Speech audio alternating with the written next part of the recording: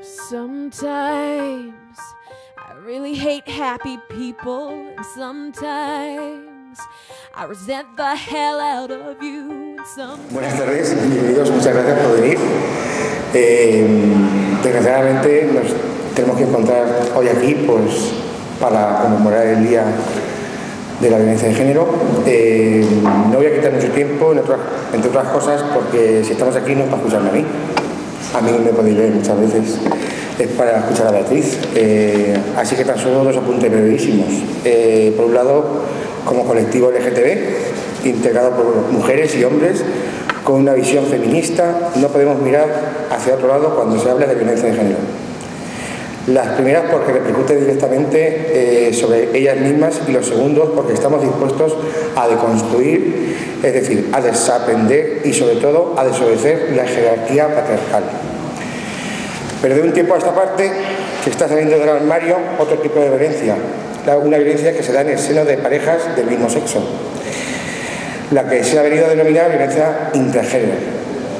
El hecho de que se produzca entre personas que mantienen o han mantenido una relación sentimental plantea dudas sobre si este tipo de violencia debe ser incluida o no en la violencia de género.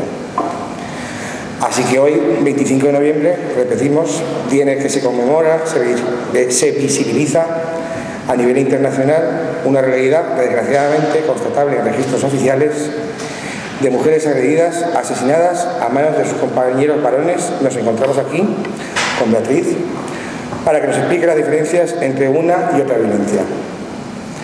Presentar a Beatriz Jimeno es una pérdida de tiempo. ¿Qué queréis que os diga? Porque quien no conoce o reconoce a la mujer que presidió la FELGTB cuando se consiguieron hitos históricos para el colectivo LGTB, como la aprobación del matrimonio entre personas del mismo sexo en el año 2006 o la ley de identidad de género para personas transexuales en el año 2007. Pero además Beatriz es una incansable activista, una excelente escritora que nos ha hecho reflexionar con sus ensayos y nos ha trasladado a situaciones diversas con sus novelas y nos ha deleitado con sus poemas. Pero como no voy a ser exhaustivo en su presentación, ya que para eso tendríamos que haber reservado unas cuantas horas más. Os dejo con ella.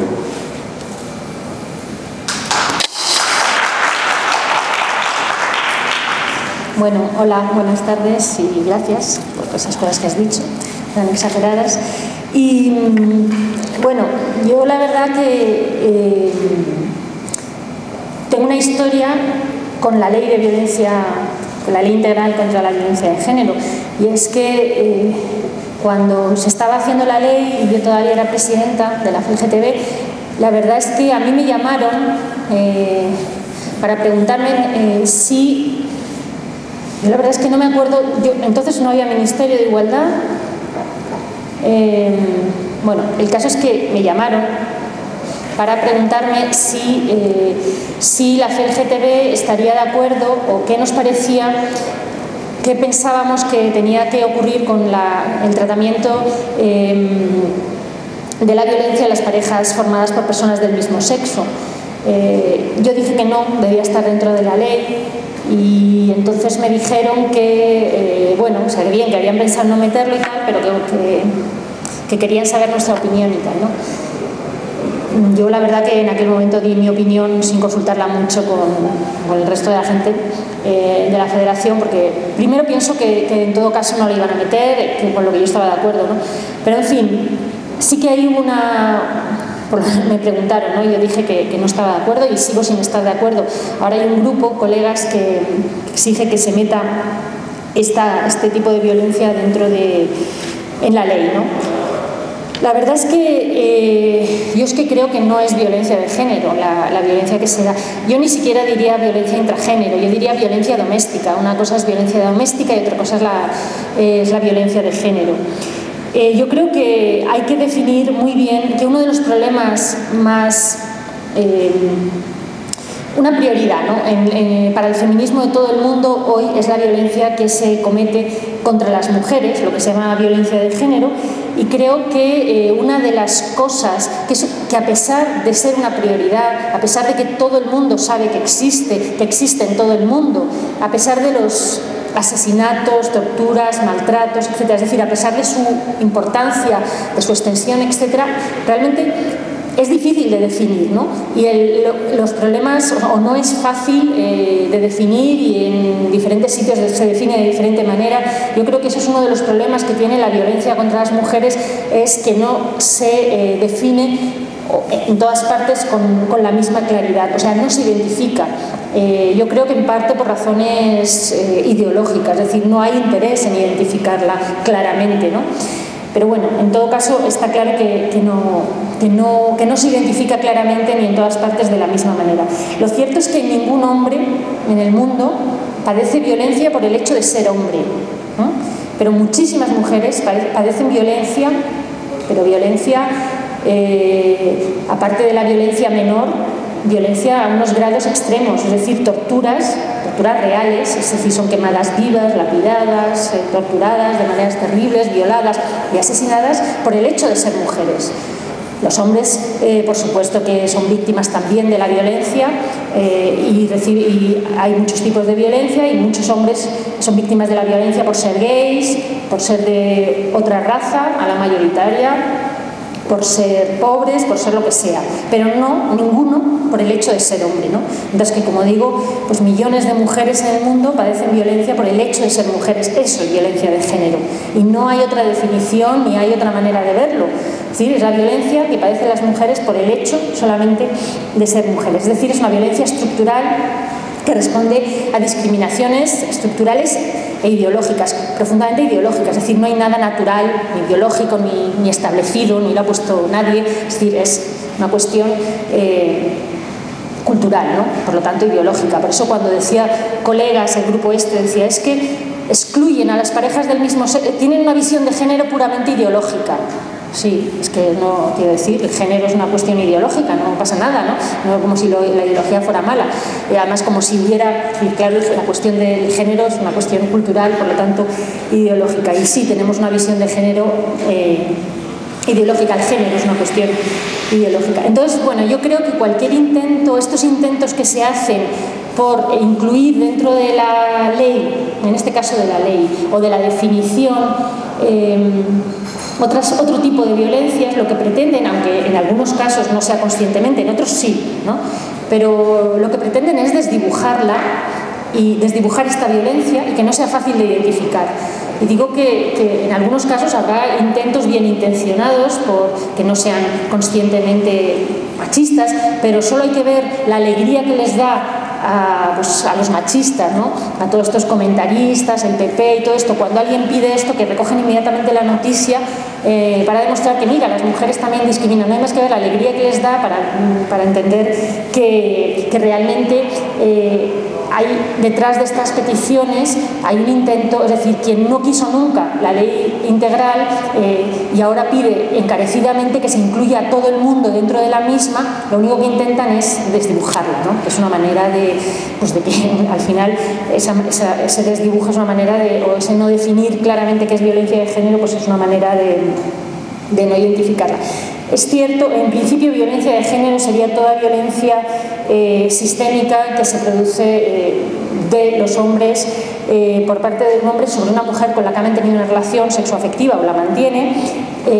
También estarían dentro de la violencia de género las agresiones sexuales, ¿no? Y todo tipo de, sí, pero que ya están, por otra parte, que están tipificadas.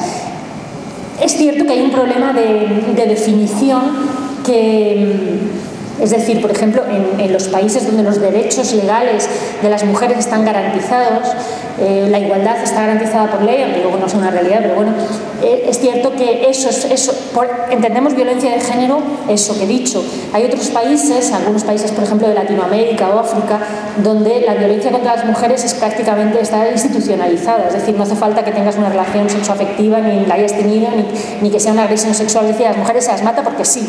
Es el caso porque hay un estado, porque se pretende crear un estado de terror continuo contra las mujeres, ¿no? Por ejemplo, en el caso de Guatemala, El Salvador, Ahí es donde yo he estado, México, los asesinatos de Ciudad Juárez, o sea, es decir, allí no hace falta, o sea, el hecho de ser mujer, eso es violencia de género también, es decir, eso aquí no se dan, hay asesinatos masivos de mujeres para crear un estado de terror en las mujeres, pero por eso digo que a veces lo que aquí es violencia de género, en esos países la definición tendría que ser muchísimo más amplia, ¿no? Entonces, en ese sentido sí que hay un problema de definición, pero realmente lo que creo que es importante es que no toda la violencia es violencia de género, ¿no?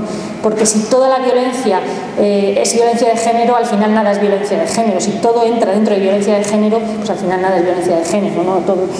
Entonces, yo creo que es importante señalar lo que sí es y lo que no, porque además cuando señalas lo que sí es, pues puedes entender que es producto de una situación estructural, de una desigualdad estructural que se da en todos los niveles, etcétera, etcétera. Y no, esta misma situación no se da en otras circunstancias, no se da entre dos hombres, entre dos mujeres, entre padres e hijos, es decir, no se da esta situación estructural de desigualdad de género. Se dan otras desigualdades que no quiere decir que no haya que tenerlas en cuenta, pero no es la misma, ¿no?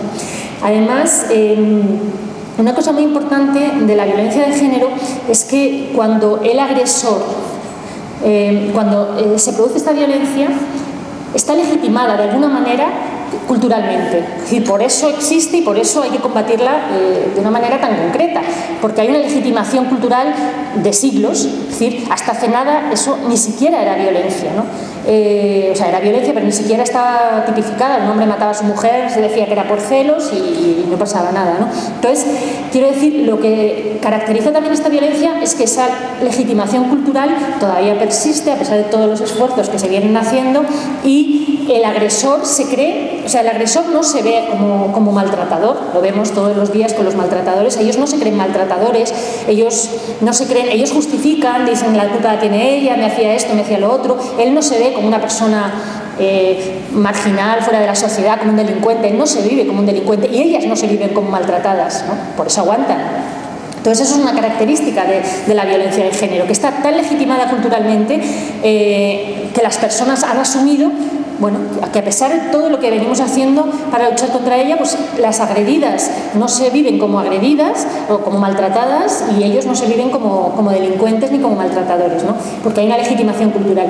Y en ese sentido es también muy importante, porque el objetivo de una ley como esta, que es contra un tipo de violencia específica, no general, no es solo combatir la violencia, que lo es, no es solo castigar a los maltratadores, proteger a las maltratadas, también es deslegitimar culturalmente, ¿no? Es decir, ir rompiendo ese muro de legitimación que realmente lleva con nosotros milenios, y entonces pues no es tan fácil de romper con una ley, ¿no?